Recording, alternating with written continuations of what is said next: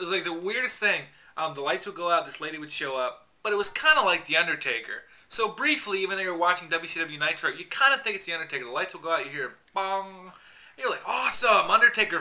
Like in your mind, you associate it, and then some lady would show up and do nothing. So it's Harlem Heat pre-Intercontinental Champion Big versus the West Texas Rednecks, and they won the tag team titles. Harlem Heat did that yes, night. they did with the missile dropkick. Yeah, the Harlem Heat Seeker.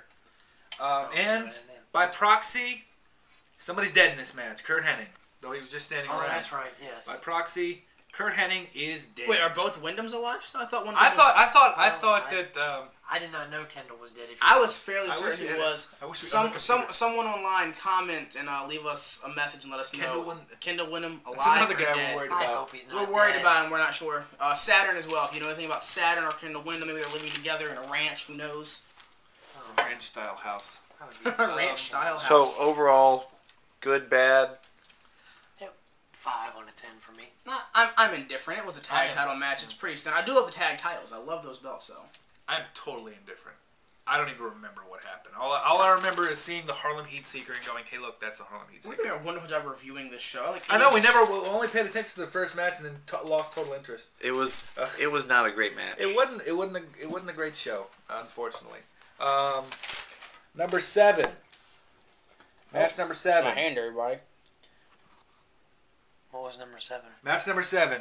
U.S. title match: Sid versus Chris Benoit. Oh, the name is dangerous to mention. And Michael, we'll let you talk about this for a little bit because we know you love Chris Benoit. Despite what happened, I love Chris Benoit. This match was and the fact that Sid basically beat the crap out of Benoit, beat him cleanly with a powerbomb, and in the match you see Sid obviously tap twice. I disagree. It could have been like a.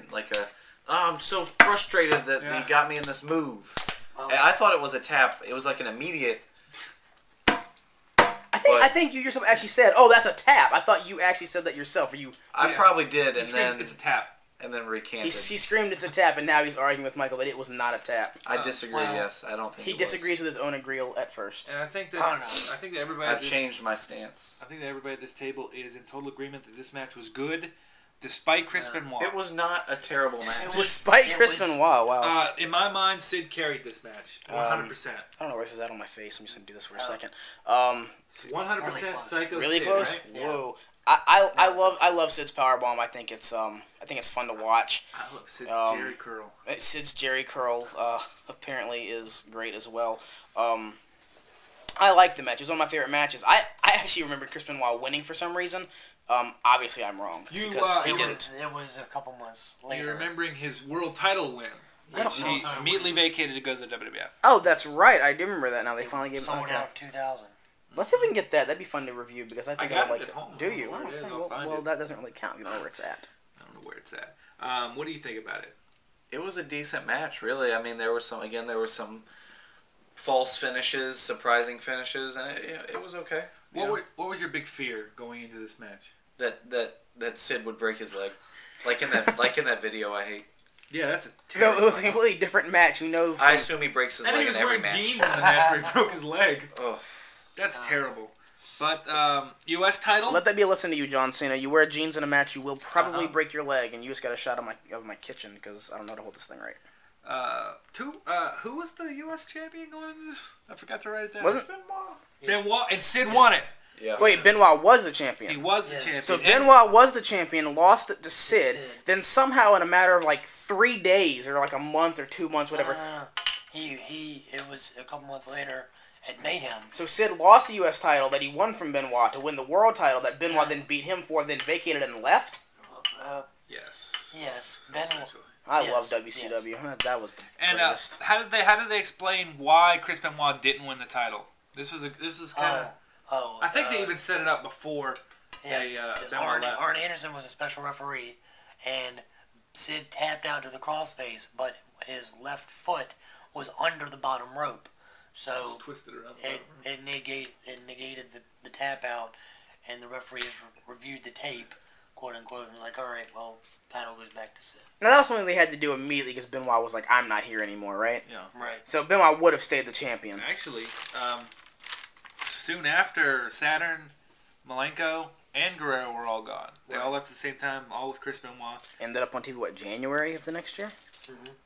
They were the Radicals after. They were the Radicals. Yeah, it was January. And it wasn't it Conan and Shane Douglas wanted to go too, but they just didn't. Because I don't think anybody really cared about Conan or Shane Douglas at that point. I'm pretty sure they didn't. I'm not thinking that's the problem. Yeah. Sid wins the United States title with a powerbomb. Unfortunately, this match has a 50% survival rate. Yep. Benoit is indeed famously dead. Famously dead. Or infamously. Infamously dead, yeah. Either way, the man's not alive anymore to have any more good matches, which he did have while he was alive. Yeah. All right. Next All right, we got match number 8. 8th match of the night. Oh, man.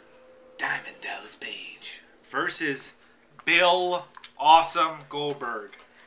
This is the most embarrassing thing you've ever said, John Stanley. I don't agree with I that. love Bill Goldberg. I know you do. I know this man loves that man to death, and this man's my friend and care for him, but Bill Goldberg should have never held a championship, much less had a job in the sport or business of professional wrestling. And This match was what it was.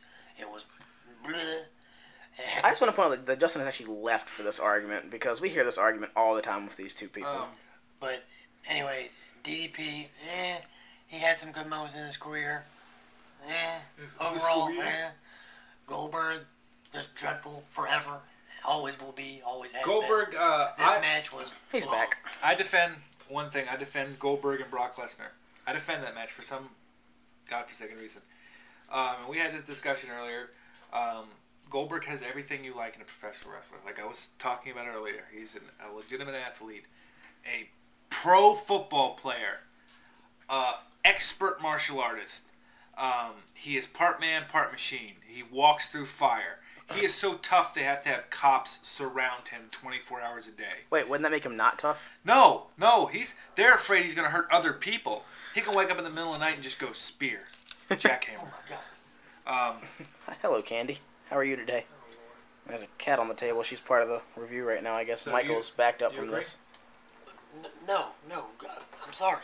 For someone who to have potential to do something decent and to be better than what he was and to not be just because, hey, I'm bigger and stronger than you, so I'm not going to sell.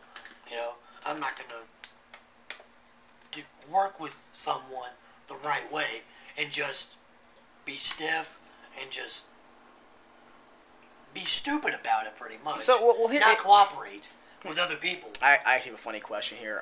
What about the match itself, since we're reviewing the match, not just Goldberg's career? The match was blah.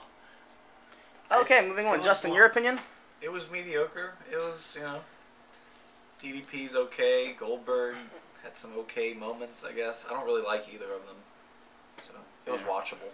I liked it enough for what it was. It wasn't great. Not because of Goldberg, because Goldberg can have a great match with anybody. That is a lie. Goldberg can have a great match with anybody. I think, given the right amount of... I think DDP's okay. I like DDP enough. I think that, in my opinion, Goldberg is a better wrestler than Ricky the Dragon Steamboat. Okay, what's our next match, actually? Because this topic is just going to go another 45, 50 minutes if we let this one go ahead. Main event time. Oh, it's not main event. Well, Goldberg won with the jackhammer. Oh. And I've never seen Ricky Dragon Steamboat do a jackhammer his entire career. So that immediately makes Goldberg better. We have match number 9, which was the main event of the night. Yes. WCW World Heavyweight Title match. This match right here. Sting and Hogan, they're on the cover of the box. They look so happy together, don't they? What about this match? It's a good match too, but that's not really. It's just you and Candy, I guess, for the litter box championship, I suppose. It was Sting versus Hulk Hogan for the World Heavyweight title. And all right, John, bring us up to speed on